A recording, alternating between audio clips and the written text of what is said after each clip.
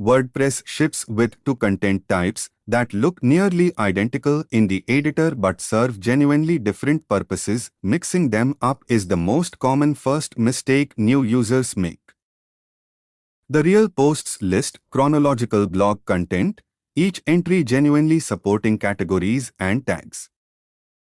A completely separate real list pages, standalone and timeless, with no category tag columns at all.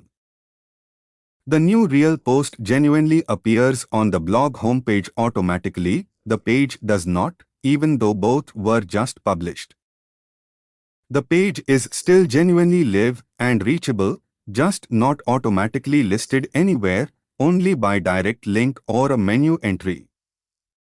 The real blog editor for a new post. Notice the real categories and tags panel in the sidebar unique to posts.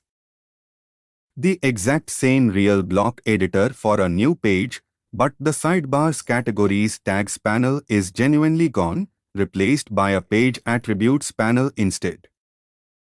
Here's the real payoff. Every one of these screens is a genuine live page on this real WordPress site, not a mockup. One real post on the blog feed, one real page reachable only by direct link, the entire real difference visible on screen. Try it yourself, publish one of each on your own site and compare where they actually show up.